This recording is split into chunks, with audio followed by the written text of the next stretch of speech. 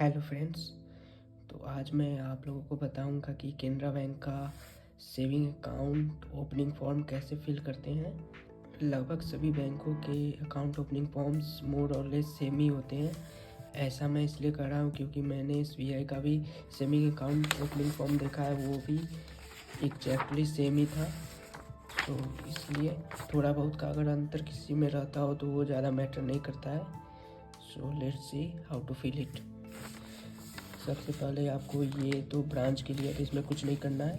आपको यहाँ पे ये टिक कर देना है एप्लीकेशन टाइप न्यू, फिर अकाउंट टाइप नॉर्मल। यहाँ पे अगर आपको स्मॉल अकाउंट खोलना है तो उसके लिए स्मॉल पे टिक करें। उसकी कुछ लिमिटेशंस होती है डिपॉजिट विड्रॉल की। यहाँ पे आपको नेम लिखना है। तो नेम में जैसे यहाँ पे आप कुछ प्रीफिक्स लगाते हैं जैसे मिस्टर श्री, तो वो लिख सकते हैं। यहाँ पे आपको इतने दूर में फर्स्ट नेम यहाँ पे आपको दिख रहा होगा, तो यहाँ पे आपको फर्स्ट नेम लिखना है। अगर कोई मिडिल नेम है तो वो लिखना है और लास्ट नेम लिखना है। जैसे कि मैं लिख दूंगा यहाँ पे मिस्टर, यहाँ पे मैं लिख दूंगा प्रकाश।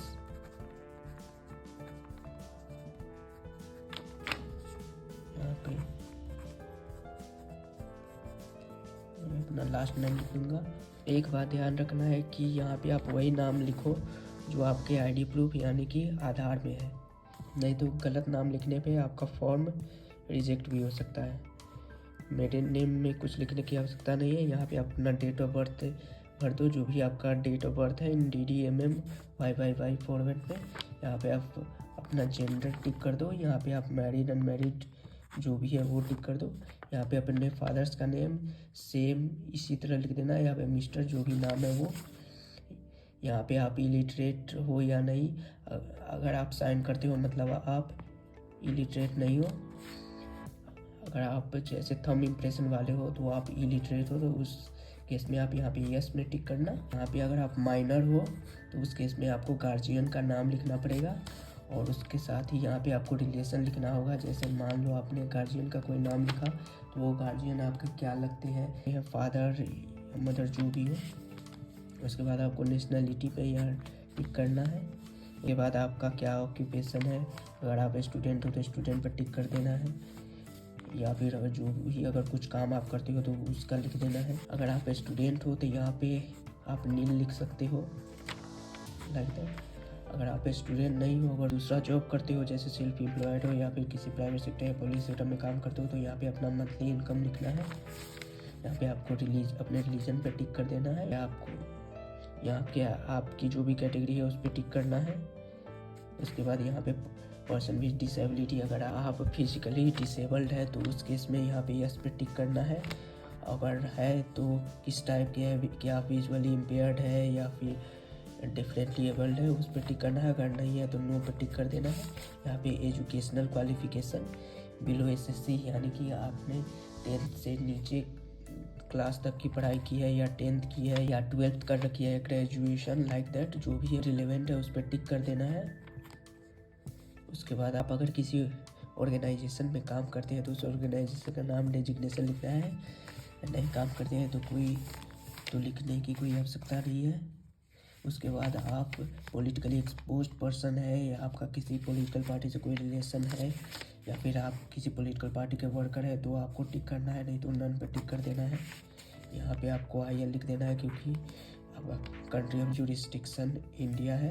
आपको अपना प्लेस ऑफ बर्थ लिख देना है, जो भी आपका प्लेस ऑफ बर्थ है। बस आपको यहाँ पे हॉस्पिटल नहीं लिखना है। यहाँ पे आपको अपना सिटीजनशिप लिख देना है।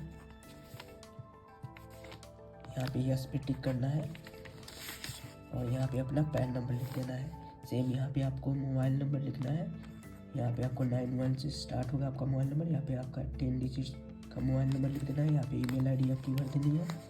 और यहाँ पे आपको जैसे आपने जो भी प्रूफ ऑफ आइडेंटिटी एड्रेस दिया है, जैसे मोस्टली लोग आधार देते हैं तो आधार पर टिक करना है। यहाँ पे आधार बस आधार का 12 डिजिट नंबर लिख देना है और कुछ नहीं लिखना। उसके बाद नेक्स्ट पेज पे चलते हैं।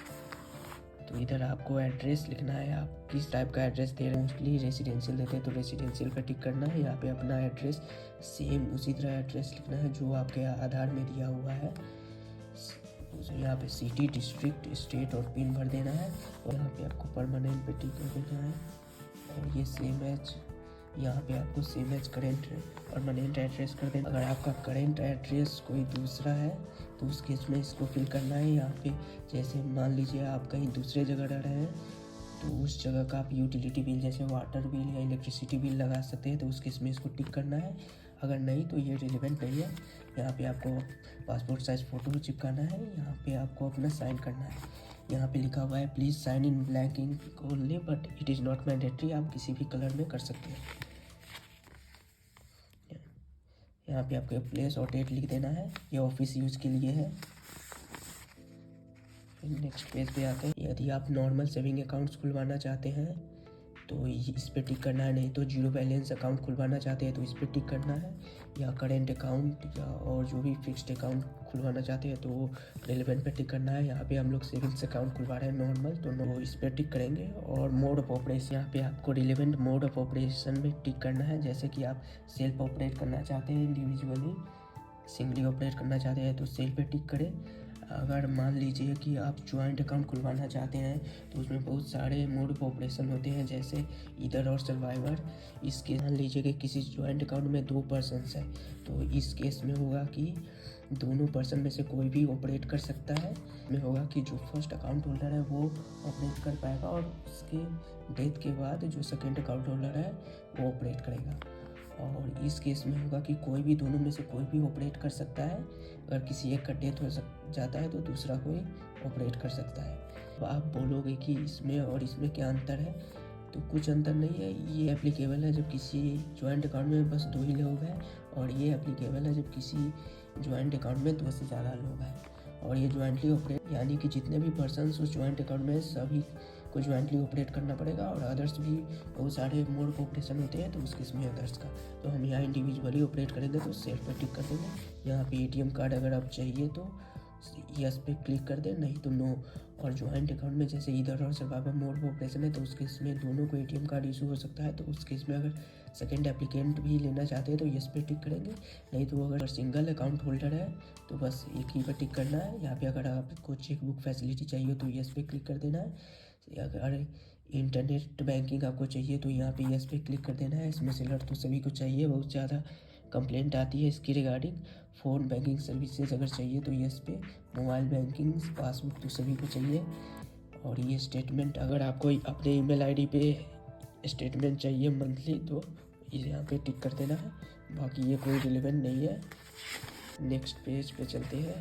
ये मोस्ट इम्पोर्टेंट कहेंगे, ये है नॉमिनेशन। नॉमिनी हर किसी को बनाना चाहिए। जब भी आप कोई न्यू अकाउंट ओपन करवाने जाते हो तो नॉमिनी ज़रूर बनाएं, ये बहुत ज़्यादा ज़रूरी होता है। नहीं तो आपके साथ अगर कोई मिस हैपनिंग हो जाती है फ्यूचर में तो उस केस में नॉमिनी नहीं रहने पर आपके सक्सेसर्स को बहुत ज़्यादा परेशानी होती है, बहुत ज़्यादा पेपर वर्क हो जाता है। बट अगर नॉमिनी है अकाउंट में तो ज़्यादा पेपर वर्क नहीं होता है और आसानी से डेथ क्लेम सेटल हो जाता है, तो इसलिए नॉमिनी ज़रूर बनाएं।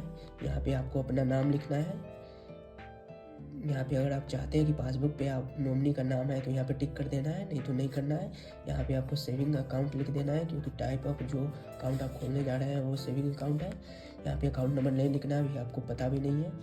यहाँ पे आपको नॉमिनी का नाम लिखना है और उसका मोबाइल नंबर लिखना है। फिर आपका नॉमिनी के साथ क्या रिलेशन है, जैसे नॉमिनी आपका सन है, ब्रदर है, सिस्टर है, जो भी है वो लिखना है और उसका एज लिख देना है। और अगर नॉमिनी का एज 18 ईयर्स से कम है तो उस केस में आपको नॉमिनी का डेट ऑफ बर्थ लिखना है। और उस केस में आपको एक गार्जियन का नाम भी देना होगा। गार्जियन का एज 18 से ज़्यादा होना चाहिए। और गार्जियन में आप अपना नाम नहीं दे सकते। मान लो कि आप अपना ही अकाउंट खुलवाने जा रहे हो और अपना ही नाम गार्जियन में दे दिया तो ये मान्य नहीं होगा। आपको जैसे मान लो आप नॉमिनी के फादर हो तो आप नॉमिनी के मदर का नाम यहाँ दे दो और उनका एड्रेस दे दो। और यहाँ पे आपको सिग्नेचर करना है। यहाँ पे अकाउंट होल्डर का, जिनका अकाउंट खुल रहा है उनका सिग्नेचर होगा और यहाँ पे भी उनका सिग्नेचर होगा। और यहाँ पे एक और चीज़, मान लो कि आप अपना अकाउंट खुलवाने जा रहे हो और आप थंब लगाते हो, यानी कि आप इलिटरेट हो, आप साइन नहीं कर सकते हो, तो उस केस में नॉमिनी बनाते टाइम आपको 2 विटनेसेस की आवश्यकता होगी। उनका सिग्नेचर, नेम, एड्रेस सब चीज़ यहाँ पे देना पड़ेगा। अगर आप सिग्नेचर करते हो तो उस केस में इसकी रिक्वायरमेंट नहीं है। और नॉमिनी के माइनर होने के केस में इसकी रिक्वायरमेंट नहीं है। बस जो अकाउंट होल्डर थंब लगाते हैं उसी केसेस में विटनेसेस की आवश्यकता है नॉमिनेशन करने के टाइम, और किसी केस में आवश्यकता नहीं होती है। यहाँ पे आपको साइन करना है। ये उस केस में ज़रूरत होता जब आपको नॉमिनी नहीं बनाना होता, बट आप समझदार व्यक्ति हो तो आप नॉमिनी बना रहे हो, इसलिए इसकी कोई आवश्यकता नहीं है। आगे ये टर्म्स एंड कंडीशंस है जो कोई नहीं पढ़ता। तो बस इतना ही था। ये एक्नॉलेजमेंट है नॉमिनी का, ये आप अपने आप से मांग सकते हो, बट कोई मांगता नहीं। तो ये था फॉर्म। तो इस प्रकार सेविंग अकाउंट फॉर्म भरा जाता है। उम्मीद है आपको ये वीडियो पसंद आई होगी। थैंक्स।